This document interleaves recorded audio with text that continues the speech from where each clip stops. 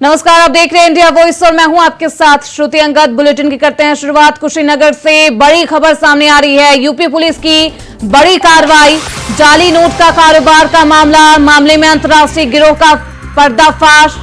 सपा के राष्ट्रीय नेता निकले अंतर्राष्ट्रीय सरगना। नेपाल, यूपी, बिहार और सीमावर्ती इलाकों में कारोबार। बबलू सहित 10 शातिर अभियुक्त हुए गिरफ्तार। गैंग का सक्रिय सदस्य नौशाद खान भी सपा का राष्ट्रीय पदाधिकारी। इस गिरफ्तारी के बाद सियासत उत्तर प्रदेश में तेज हो गई है। तो पुलिस को यह बड़ी कामयाबी मिली है। यूपी पुलिस की ये बड़ी कार्रवाई, जाली नोट का कारोबार का ये पूरा मामला है। मामले में अंतर्राष्ट्रीय गिरोह का पर्दाफाश किया गया है। सपा के राष्ट्रीय नेता निकले हैं अंतर्राष्ट्रीय सरगना। नेपाल, यूपी, बिहार और सीमावर्ती इलाकों में कारोबार धड़ल्ले से चल रहा था, जिस पर अब पुलिस प्रशासन ने लगाम लगाई है। उत्तर प्रदेश के कुशीनगर में ये पूरा गिरोह जाली नोट का कारोबार करता था। तो उत्तर प्रदेश में कुशीनगर पुलिस ने नकली नोट का कारोबार करने वाले अंतर्राष्ट्रीय गैंग का पर्दाफाश कर दिया है। इस गैंग के 10 सदस्यों को पुलिस ने गिरफ्तार कर लिया है। इनसे 5.62 लाख रुपए की जाली नोट के साथ 10 तमंचे और 4 सतूली बम भी बरामद किए गए। इसके अलावा 2 लग्जरी गाड़ियां और अन्य सामान भी बरामद किए गए। इस गैंग का मास्टरमाइंड समाजवादी पार्टी से नेता बताया जा रहा है।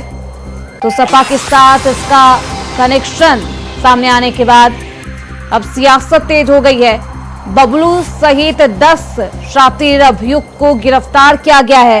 गैंग का सक्रिय सदस्य नौशाद खान भी सपा का राष्ट्रीय पदाधिकारी बताया जा रहा है।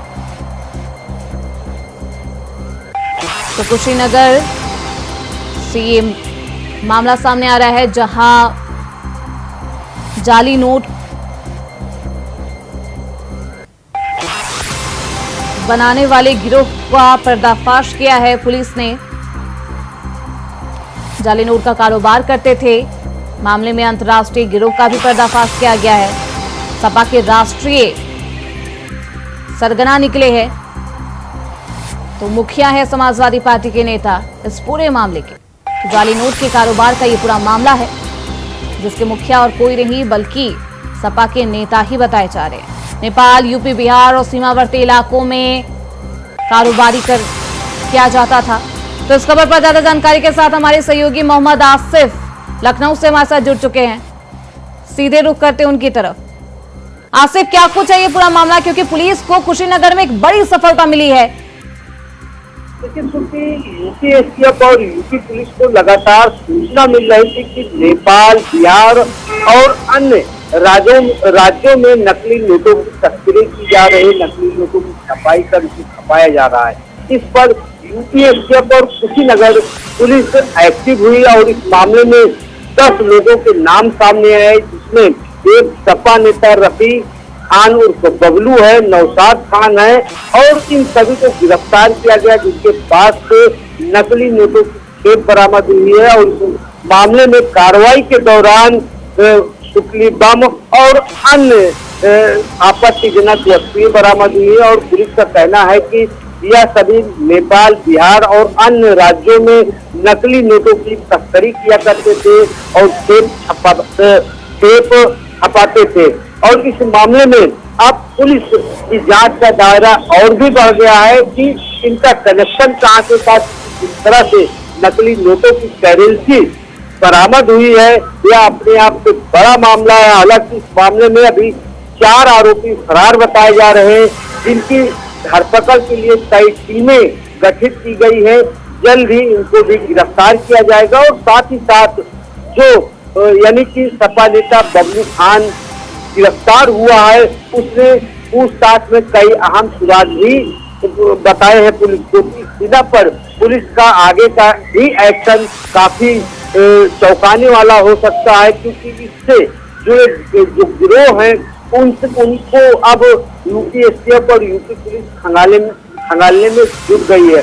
और कुशीनगर पुलिस का कहना है कि इस गिरोह से जुड़े जितने भी लोग हैं उन्हें जल्द से जल्द गिरफ्तार किया जाएगा, क्योंकि यह बेहद संवेदनशील मुद्दा है, नकली नोटों से जुड़ा मामला है। और इसमें पुलिस यह भी कनेक्शन देखने की कोशिश कर रही है कि इसमें कहीं विदेशी ताकतें इसमें तो नहीं इस्तेमाल है, विदेशी नेटवर्क तो नहीं इस्तेमाल था, क्योंकि जिस तरह से नेपाल में भी नकली नोटों की खेप खपाई गई और आदान प्रदान हुआ नोटों का, तो यह बड़ा ही जो है संवेदनशील है। जी बिल्कुल आसिफ, एक समाजवादी पार्टियों यानी कि राजनीतिक एंगल भी सामने आ रहा है। बबलू और नौशाद खान समाजवादी पार्टी के कितने खास है, कितने करीबी माने जाते हैं? लेकिन रफी खान और बबलू की बात करें और नौशाद की बात करें तो यह समाजवादी पार्टी के सक्रिय नेता बताए जाते थे। वह हर मोर्चों पर समाजवादी पार्टी के नेताओं से कंधे से कंधा मिलाकर चलते थे। यहाँ तक कि जो दिग्गज नेता हैं उनके साथ कई फोटो भी सामने आई है। तो यह कहा जा सकता है कि जिस तरह से समाजवादी पार्टी का एक बार फिर से कहीं न कहीं जो है नकली नोटों में नाम आया। अभी तक गैंगरेप और रेप मामले में मामला सामने आया था, लेकिन यहाँ पर जो है एक अंतरराष्ट्रीय जो है मुद्दा जुड़ा है और यहाँ पर नकली नोटों की खेप खपाई जा रही थी। ऐसे में कहा जा सकता है कि जिस तरह से पुलिसिया कार्रवाई बढ़ी है और इसमें सपा नेता का चेहरा बेनकाब हुआ है और आने वाले दिनों में जिस तरह से पुलिस का एक्शन है, आने वाले दिनों में और भी नाम उजागर हो सकते हैं। हालांकि 6 लोगों को सिर्फ आने वाले दिनों में और भी लोग जो इस गिरोह के सदस्य थे उनकी गिरफ्तारी हो सकती है। आगे कई खुलासे होने बाकी है। आप बने रहिए आसिफ हमारे साथ, आगे भी आपका रुख करेंगे। वहीं लखनऊ से बड़ी खबर सामने आ रही है। बीएसपी सुप्रीमो मायावती ने एक्स पर पोस्ट किया है राहुल गांधी के आरक्षण वाले मुद्दे पर। मायावती ने कांग्रेस का घेराव किया है। राहुल गांधी की आरक्षण नीति छल कपट वाली। राहुल गांधी के आरक्षण वाले मुद्दे पर मायावती का पोस्ट। राहुल गांधी की आरक्षण नीति छल कपट वाली, ये पोस्ट किया है मायावती ने। इनके इस दोहरे मापदंड से लोग सचेत रहे। इन्होंने मंडल कमीशन रिपोर्ट लागू नहीं की थी। ओबीसी आरक्षण संबंधी मंडल कमीशन रिपोर्ट लागू नहीं की थी।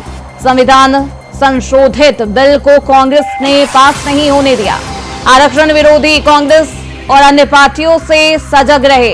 अब सत्ता से बाहर होने पर आवाज उठाना या बस ढोंग। तो चुनाव नजदीक है और इससे पहले मायावती का ये पोस्ट जिसमें उन्होंने कांग्रेस का ही घेराव किया। लगातार हमारे साथ हमारे सहयोगी मोहम्मद आसिफ बने हुए हैं। आसिफ, मायावती ने आरक्षण के ही मुद्दे पर कांग्रेस का घेराव कर दिया है। ये वो मुद्दा है जिससे लोकसभा चुनाव से कांग्रेस लगातार भुनाती हुई आ रही है।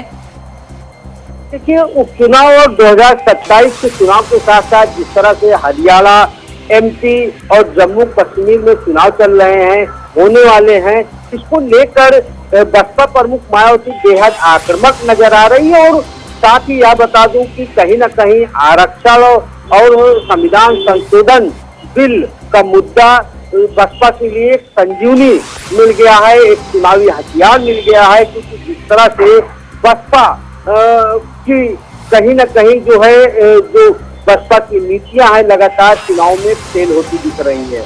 और अब सबसे बड़ा मुद्दा आरक्षण और जातिगत जनगणना है और इसको लेकर बसपा प्रमुख मायावती लगातार कांग्रेस और समाजवादी पार्टी के साथ साथ बीजेपी पर भी बड़ा प्रहार करती देखी जा रही है। और लगातार सोशल मीडिया एक प्लेटफॉर्म के जरिए बसपा प्रमुख मायावती निशाना भी साधती चली आ रही है।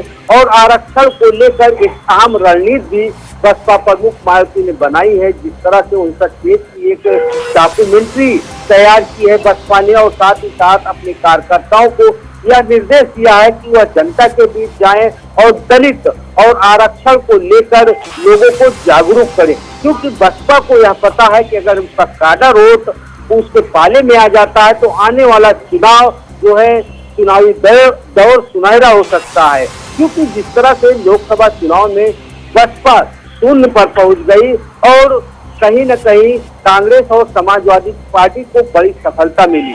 और इधर भी देखा जा सकता है कि बसपा प्रमुख मायावती लगातार राहुल गांधी और समाजवादी पार्टी के नेताओं और कार्यकर्ताओं पर निशाना साध रही है। खासकर अगर राहुल गांधी की बात करें तो एक बड़ा हमला बसपा प्रमुख मायावती ने बोला है, कहा है कि राहुल गांधी और कांग्रेस ने मंडल कमीशन की रिपोर्ट नहीं लागू होने दी, और यह भी कहा है कि दलितों का वोट लेकर यह पार्टियां दलितों के साथ छल करती हैं, दोगली नीति अपनाती हैं। ऐसे में दलित समुदाय के लोगों को सजग रहना चाहिए, जागरूक रहना चाहिए।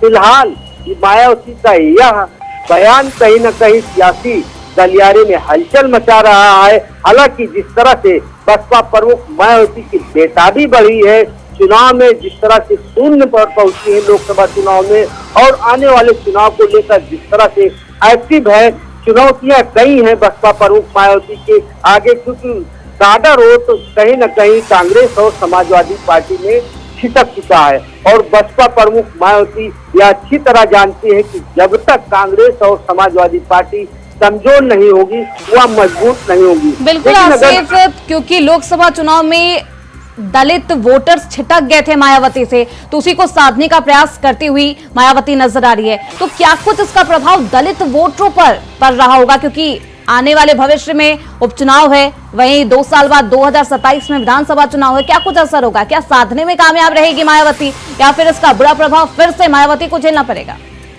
लेकिन लोकसभा चुनाव हो या पिछला विधानसभा चुनाव हो, या फिर आने वाले जो भी 27 के चुनाव हैं, उपचुनाव हैं, इसको लेकर सभी राजनीतिक दल एक्टिव है, और खासकर लड़ाई अब जातिगत पर आधारित हो गई है। क्योंकि अगर समाजवादी पार्टी की बात करें तो पीडीए, पिछड़ा दलित और अल्पसंख्यक, और जिसे साधने में समाजवादी पार्टी पूरी तरह से कामयाब हो गई। अगर बात करें बसपा की, तो बसपा जिस तरह से धड़ाम हुई है चुनाव में, इसके पीछे कई कारण बताए जा रहे हैं। सबसे पहला कारण यह बताया जा रहा है कि बसपा जो है सोशल मीडिया और एक प्लेटफॉर्म तक सीमित रह गई, वह किसी मुद्दों को लेकर सामने नहीं आई। वही दूसरा पहलू यह भी रहा कि कहीं न कहीं बसपा जो है बीजेपी की टीम जो है घोषित हो गई, ऐसी चर्चा रही। इसका सीधा असर बसपा पर पड़ा, और लोग बाग यह कहने लगे कि बसपा बीजेपी को जिताने के लिए और समाजवादी पार्टी यानी इंडिया गठबंधन को हराने के लिए अपनी जोर लगाती है, और ऐसे प्रत्याशी खड़े करती है कि जिससे सभी का खेला खराब हो जाए। तो कहीं न कहीं यह भी प्रभाव बसपा पर पड़ा। और आने वाले चुनाव को लेकर जिस तरह से बसपा प्रमुख मायावती एक्टिव नजर आ रही है, और जो इनका फार्मूला है पीडीएम, वो पीडीए से मिलता जुलता है। भले ही पार्टी अलग हो, लेकिन रास्ते एक हैं, वोट अपने पाले में करने के लिए। बिल्कुल, अब देखना बेहद दिलचस्प होगा आसिफ कि क्या दलित वोटर्स फिर से मायावती के पाले में जाते हैं या फिर से छिटक जाते हैं। बहुत शुक्रिया आसिफ आपका इन तमाम जानकारियों के लिए। खबरों बढ़ते आगे। उत्तर प्रदेश में इन दिनों एनकाउंटर को लेकर बवाल मचा हुआ। एक तरफ यूपी की योगी सरकार अपराधियों पर लगाम कसने के लिए ताबड़तोड़ कार्रवाई कर रही है, तो वहीं दूसरी तरफ समाजवादी पार्टी को मिर्ची लग रही है। सुल्तानपुर डकैती केस के आरोपी अनुज प्रताप के एनकाउंटर के बाद से यूपी में सियासत और गर्मा गई है। तभी तो समाजवादी पार्टी के तमाम नेता यूपी में हो रहे अपराधियों के एनकाउंटर को फेक बता रहे हैं। इस बीच केंद्रीय मंत्री गिरिराज सिंह ने सपा प्रमुख पर तीखा हमला बोला है। केंद्रीय मंत्री ने कहा अखिलेश का रिश्ता माफिया से है, अपराधी पर कार्रवाई होती है तो उन्हें दुख पहुंचता है।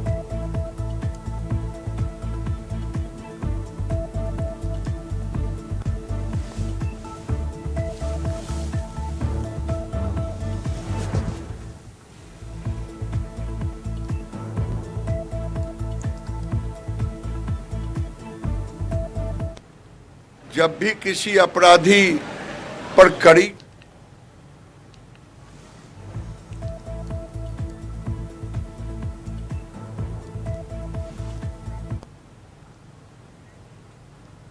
वहीं दिल्ली सरकार के खिलाफ भ्रष्टाचार को लेकर दिल्ली के कन्नॉट प्लेस में बीजेपी प्रदर्शन कर रही है। बीजेपी ने दिल्ली सीएम आवास का एक मॉडल और प्रदर्शनी लगाई है, जिसके जरिए लोगों को सेल्फी विद शीर्ष महल और भ्रष्टाचार का हिसाब देना होगा कैंपेन चला रही है। इसको लेकर बीजेपी विधायक अभय वर्मा से खास बातचीत की है हमारे सहयोगी नितिन चौधरी ने। क्या कुछ खास बातचीत रही, सुनिए।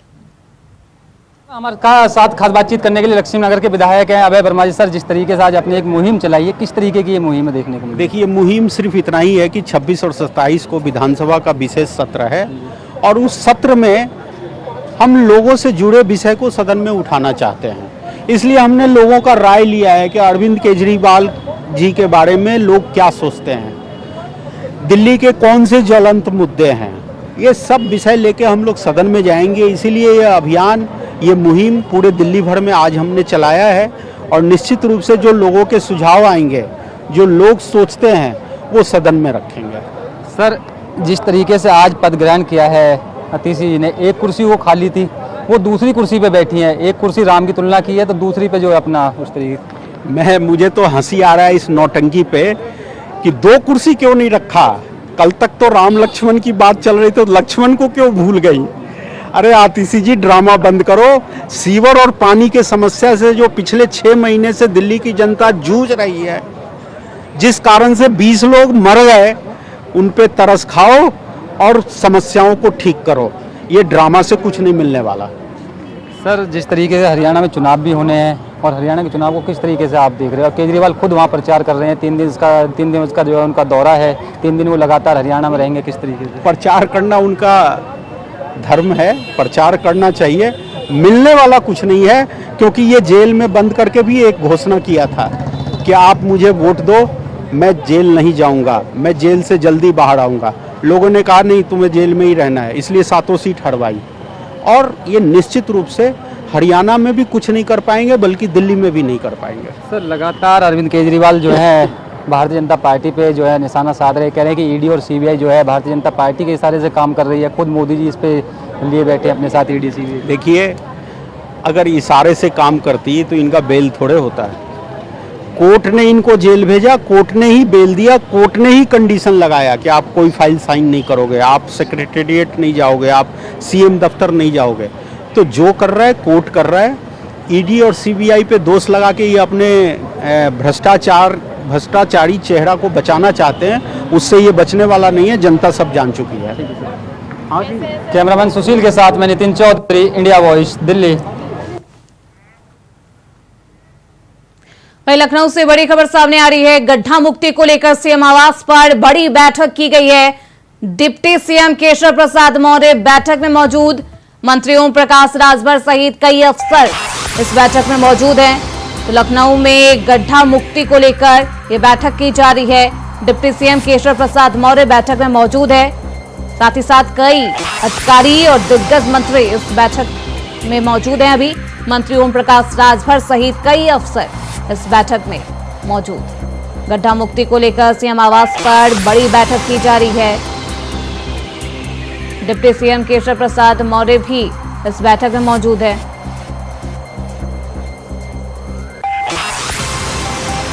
तो मंत्री ओम प्रकाश राजभर सहित कई बड़े अफसर इस बैठक में मौजूद है। तो गड्ढा मुक्ति को लेकर सीएम आवास पर बड़ी बैठक की जा रही है।